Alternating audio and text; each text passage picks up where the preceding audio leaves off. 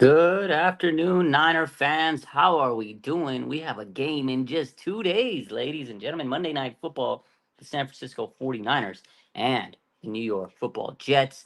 And you know what? All the injury reports have come out. We can do our prediction show, and we can talk about the Niners and the Jets, all the things that you're expected to see, what to look for, the matchups. It's time to talk about it because you know what? We've been starving for football, and we are just about ready to see the Niners get back on action tomorrow. Sunday slate of games. There's already been two games over the week, Thursday and Friday games. But tomorrow, the full slate of games gets kicked off. And of course, Monday Night Football, the 49ers end the week in Levi Stadium against the New York Football Jets. And I'm excited. I'm sure you guys are. Hopefully, everybody's doing great. It's another year, and I'm excited as all can be. Before we get to the Niners and the Jets, gotta let you know that we're sponsored this year by Sleeper Fantasy. If you guys go on the app Sleeper, and you can do fantasy sports, you can do betting on the game day, and it's a cool way to and get maybe a little bit of cash if you think you're good at betting. Sleeper Fantasy, you can drop $5, turn it into $50, turn water into wine. So we are sponsored by Sleeper Fantasy. If you want to use code RSF49ers, you get $100 price match on your first deposit. So if you haven't used it, you drop $100, they'll match $100 on that first time you ever use it. So I actually started using it, last year. Then they reached out to me and made me a sponsor and affiliate, and pretty cool. So um, sometimes I win, sometimes I don't, but I've done pretty good. I've won some parlay cards here and there, and I'm like, okay. So, you know what? I'm going to show you my card for this week with the Niners. I got Brock Purdy over 1.5 passing touchdowns. Brandon Ayuk, I got him on the over on yards. George Kittle on the over on receptions. I think it's going to be a big game for George Kittle. Debo, combined yards, receiving and rushing. I think he's going to be all over the field. And then Nick Bosa, I got him over zero point 0.5 a sack. I think he's going to have a sack on Aaron Rodgers. But you know what? You go make your own picks. Those are my picks. It's a $5, turns into $55. So anyways, let's get into the game. The 49ers announced their injury report for week one. Christian McCaffrey, who's been dealing with the calf and Achilles injury through the offseason, something similar to last year he had, week 17. He's questionable. He told the reporters yesterday that he's going to play. He wants to be out there. We all know Christian McCaffrey's a tough guy, and he wants to be out there and he wants to play. And, he's going to give it 110%, but it's a little dicey when you got a calf issue, an Achilles injury. It could turn into something big. It's kind of like the Drake Greenlaw situation, right? He had lingering calf issues, and then towards the end of the season, of course, he kind of had to play through it, and then boom, it snapped. So let's hope that it doesn't turn into that. But I'm not gonna lie to you, I'm a little worried. But the 49ers do have a great running back behind Christian McCaffrey, and that is Jordan Mason. So if anything, this is a big week to have Jordan Mason on. If you're a fantasy player, make sure he's on your team as a handcuff. But as the Niners, I think it's a good week to kind of really ease CMC into the lineup. I know it's hard not to give him the ball, but I think Jordan Mason has proved himself time and time again. And I think the running game is going to be the key to the 49ers and the Jets. Both teams run the ball, a lot. Well, specifically the 49ers, but the Jets have Brees Hall, and, he's ready to come back and show that he's the man. A lot of people are high on Brees Hall, myself included. He's a great running back. And, of course, the 49ers have a big running game. So the run defenses are going to be stretched out on this team and on both teams. Last year when the 49ers, made that playoff run, their biggest critique was run defense.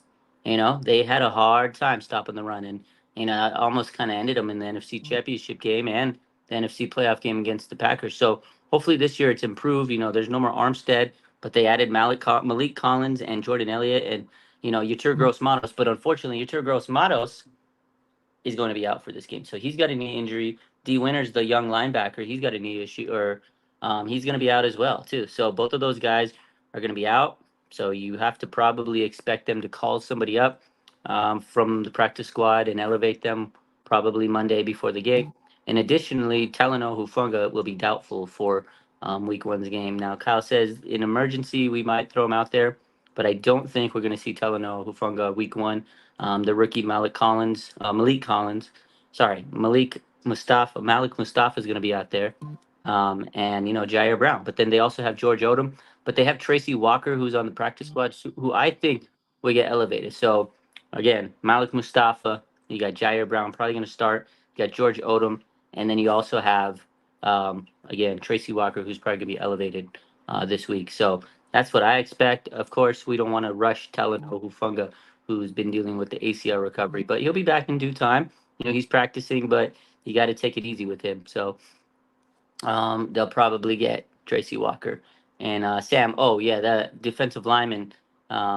Is probably going to be the guy that they, or sorry, the defensive lineman's the guy that they're going to call up on Monday when they can call up rosters. They have until 1 p.m.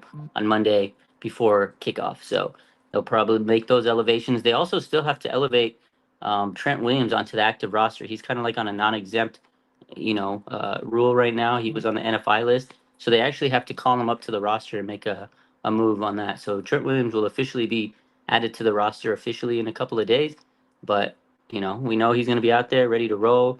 And Brandon Ayuk, how much is he going to play? How much is Trent Williams going to play? If they're tired, I'm sure they'll do a little, you know, spot start here and there. There's other players on, Jalen Moore might have to come in for Trent Williams. Let's hope Trent's ready to rock and roll through this game. Just because, we need him. Defensive line for the Jets is pretty intense.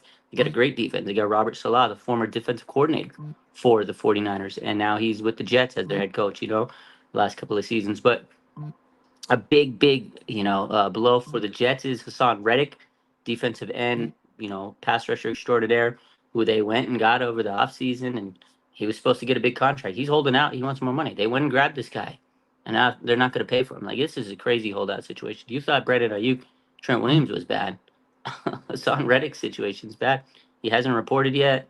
Probably not going to play. I'd be surprised if he is. Robert Salah said he'd be surprised if he's going to play. So, that is good news for the 49ers going up against the Jets. They don't have to go up against Hassan Reddick, but they still got Quentin Williams and a lot of other great players on this defensive line. And again, the Jets defense is intense. They got great corners, Sauce Gardner, DJ Reed. So it's going to be a battle. Jets defense is good. They kept them in a lot of games last year without a quarterback, really. Aaron Rodgers, tore the Achilles on fourth play of the game last year on the first game of the season, and they didn't really have a quarterback. But the defense kept them afloat. So his defense is going to be fighting. And then, of course, you got Aaron Rodgers is back. You got Garrett Wilson, Brees Hall, great players on the Jets. So it's going to be a tough battle. But again, Robert Salah going up against Kyle Shanahan. This is going to be, student versus teacher type vibes. And, expect Robert Salah to bring out the kitchen sink. He's going to want to beat his teacher, his mentor, Kyle Shanahan. So in Levi Stadium, Aaron Rodgers, Levi Stadium, it's not going to be an easy one. So I'm excited. And you know what? Leonard Floyd, Niners, lining up against Aaron Rodgers. Last year, when Aaron Rodgers went down, the guy that took him down was Leonard Floyd. I'm sure that Aaron Rodgers is going to have a little PTSD on his mind when he looks across that line and he sees Leonard Floyd there. So it's going to be interesting. Again, 49ers will be without Yetur Gross-Matos. That's tough because he was a guy that was expected to come in and really help this defensive line. He's got a knee issue, but hopefully he'll be back next week or the following. He is week to week.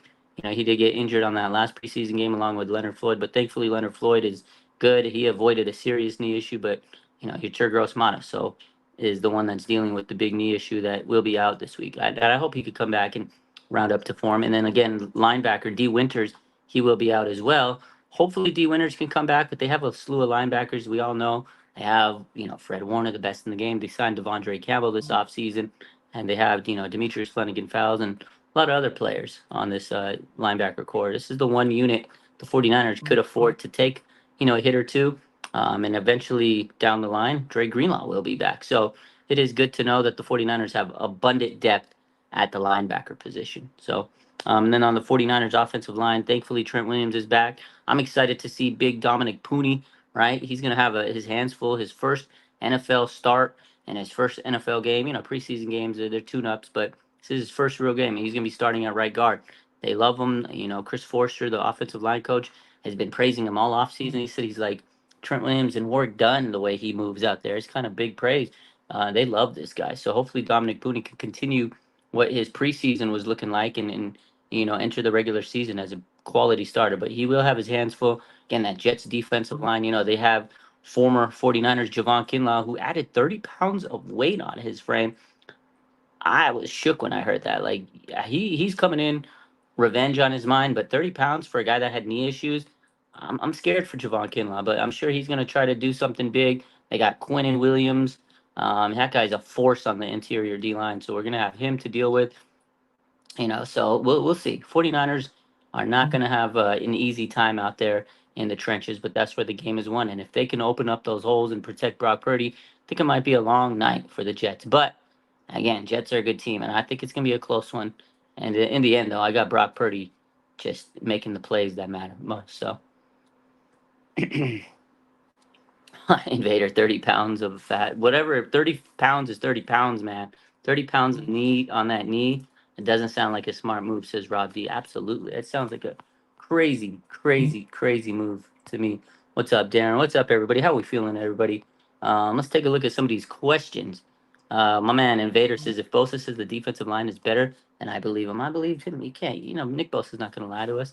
My man Sahaj says, do you think Brandon Ayuk is going to have a big game? I better hope he has a big game. After all that offseason drama that happened, I hope that Brandon Ayuk comes and delivers a monster performance. I think he will.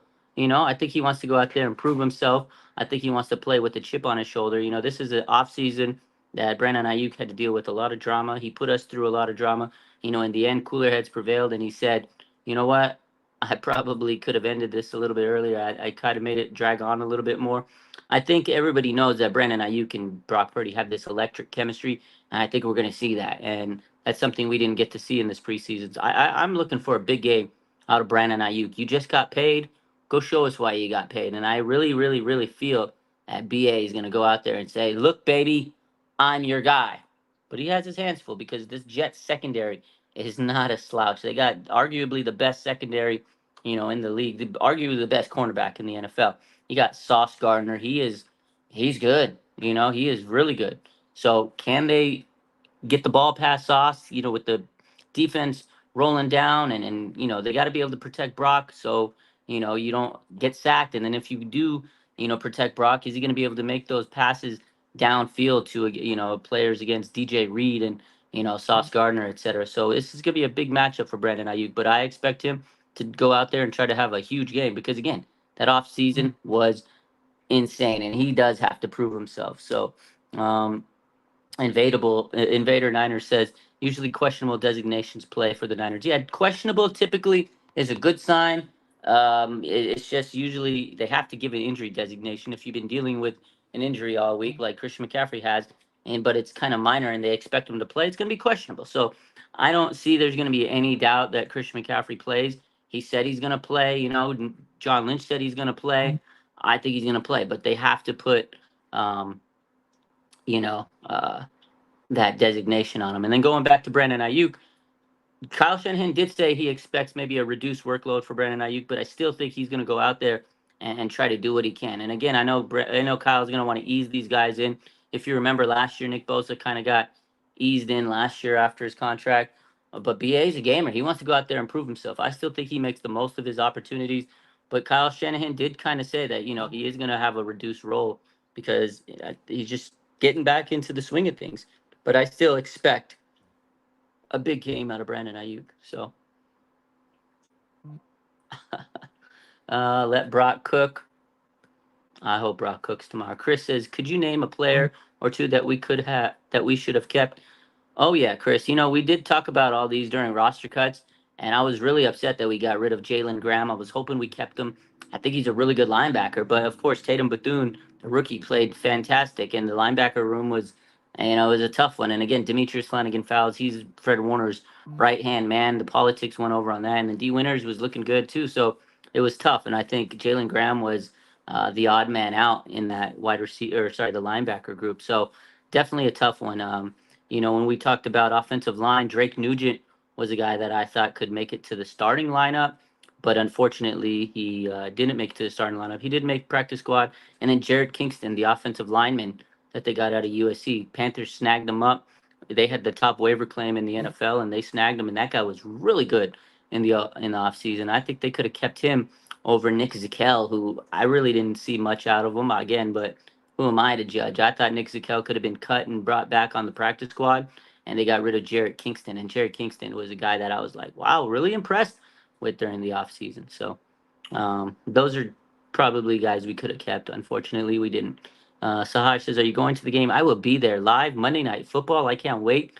I got field passes courtesy of my man Moose from Parag Marath and Company. You know, my boy who's close to the team. My source, who I don't leak his information. You know, we're gonna be there. We're gonna be on the field. We're gonna be in club seats, and I can't wait because that's a way to watch the home opener. So I'm excited, and I'm blessed to have the opportunities that I have. So yeah, I will be at the game Monday night. Um, Football. I'll be there. My man says he's got a Marath jersey. Ooh, I need a Parag Marath jersey. That guy's the man. How does he do it every year? They figure it out. A contract situation every single year. Unbelievable. But those are the injuries. That's the report. What do we guys think? You need to see me breakdance. You'll see me breakdance this year if everything goes well. We gotta bring the breakdancing back. What do you guys think? Let me get some predictions from you. I'll give you my prediction. I definitely think that the 49ers are going to win this game. I think Brock Purdy throws 3 touchdowns. Yeah, 3 touchdowns. I think he's going to cook. I think CMC definitely will play, and I think he gets at least 1 touchdown on the ground rushing and maybe another receiving touchdown.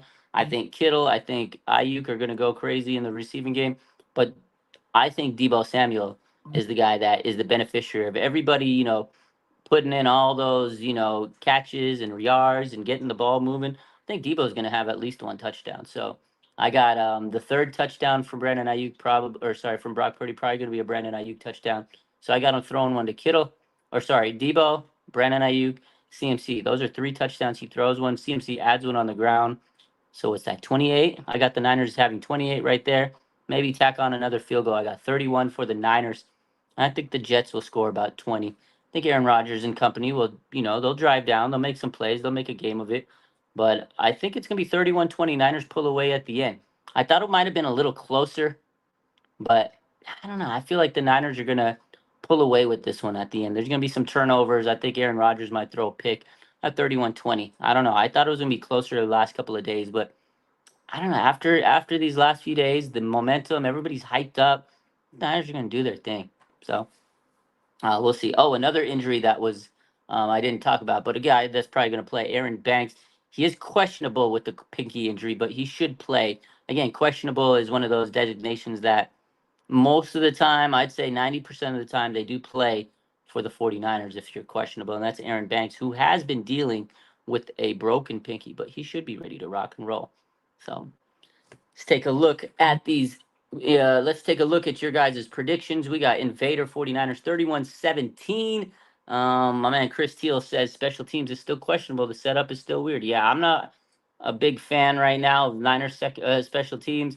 And it's still gonna take some time to get used to this dynamic kickoff. Although it was fun to watch when the 49ers ran one, when Isaac Guerrero ran that big, yard kickoff return against the Raiders. That was fun.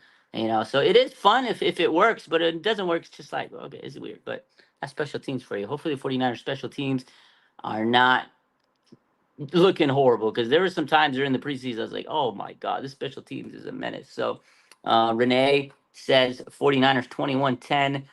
Everyone's worst nightmare says Niners win by 10. Invader says Debo going off. Julius is 30-16. Nanas. Rob D says B-Girl Ray Gun versus Raj breakdance competition. I could take her. I should have been in the Olympics the way she was, but that's another story for another day. Sahaj says 31-26 Niners. Invader. He says Lenore will pick off Rogers. Oh, I would like to see that. Jimmy says 31-24 Niners win. Okay, good close game. Let's see. Imagine being that big and questionable for a pinky. I mean, broken pinky's a broken pinky. You want to make sure he doesn't um, injure it any further. But yeah, it does suck that that's the injury, and he's a big boy. But hey, broken pinky can affect the offensive lineman, the way they grip and hold and push and things like that. So we don't want him to get further injured.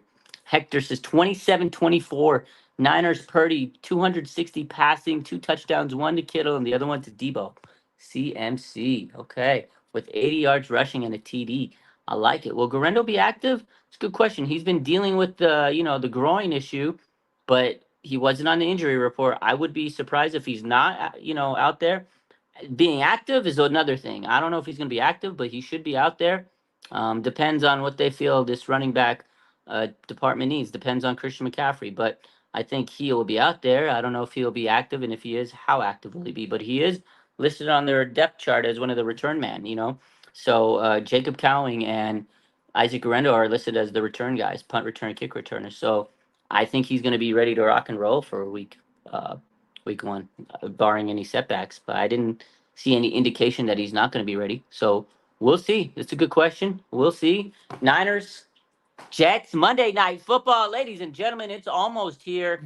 I can't wait. Christian McCaffrey should be playing. He told us he will. He's questionable, but I think he's going to play. But now the big question is, will he be playing at a full slate? Should the 49ers run the ball 20 times with Christian McCaffrey? Should they let him rest? Should they take it easy? Should he only get 10 carries?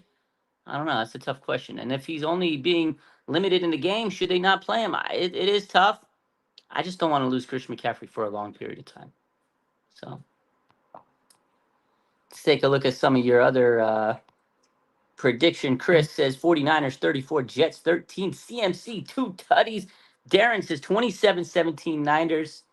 Okay, Shalonda says 27-17 Niners. Okay.